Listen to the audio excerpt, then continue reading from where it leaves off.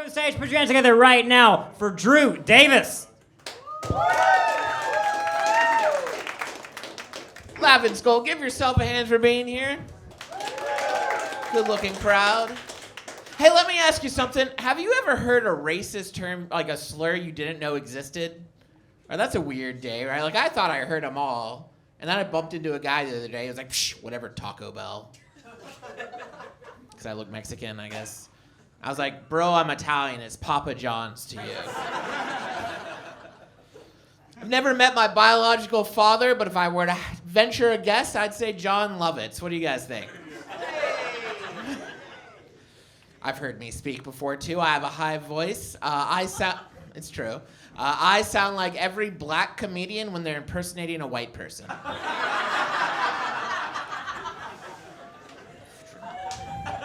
There was a female black comedian impersonating a white person earlier tonight, and I was like, that sounds like me, too. I sound like a white girl when a black... Anyway. I'm single and straight, and with a voice this high, one of those is misleading. Years ago, I took some Facebook quizzes, like, which stand-up comedian are you? And I was hoping for Jerry Seinfeld or Jim Gaffigan or John Mulaney, one of my favorites. I got Ellen DeGeneres. Makes sense. We're both, like clean comics. We try to be nice, and we shock the world when we say we're into women.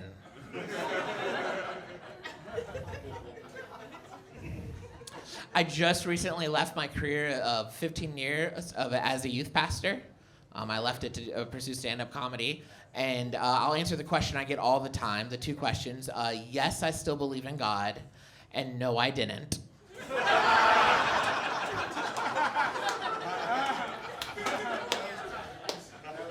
I do love traveling to do stand-up comedy now, but I'm not like big enough where I'm making a ton of money, so I have to stay with like friends from college, but I'm meeting like their new kids. Not new, I mean, this one was 7 years old that I just met last time, but so she had to tell her kid, like, this is Drew, he's playing the night, he's a professional comedian, which means he gets paid to tell jokes, which is a little generous, but it's like, okay. And so then this kid finds me, he's like, listen, I know you're a professional chameleon.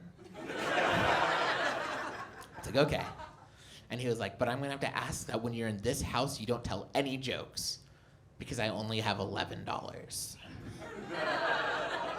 Y'all, isn't that so sweet? He thought my jokes were worth more than $11. Man, what a nice child.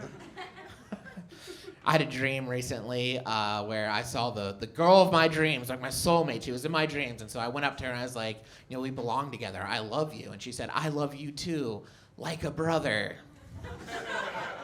Then later that day, I saw a woman I wanted to ask out on a date. And I said, hey, we should go out sometime. She said, in your dreams? I was like, no, not even there. You'd be surprised. It doesn't always end poorly for me, though. Recently, I asked a girl, I said, we should go out sometime. And she said, sure, where should we go? And I said, I don't know. I've never made it to this point in the conversation before. I do want to leave you all with my favorite pickup line. Do you like pickup lines? Yeah. All right, so the rules, if you laugh at this joke, you have to follow me on Instagram or whatever, at Drew Davis Comedy. I even wear a shirt in case you can't spell Drew or Davis. So this is what I might say. You're a clearly beautiful woman. Out of my league, you have nothing to worry about, and you could kill me, so either way. So if I saw you in the street, this might be what I say. Look, I may not be the best-looking guy in the room, but I'm the only one talking to you. He's applauding. It's okay. I said that one time at a comedy show, and this girl in the bathroom goes, oh, that's the sweetest thing I've ever heard. I wish a guy would say that to me. And I had two thoughts. One, that's pathetic. And two, I really need to go talk to her. Thank you. I've been Drew, and you've been absolutely fantastic. Let's bring up our amazing host, Andrew. Let's hear it for him. One more time for Drew. Let him hear it. Fantastic.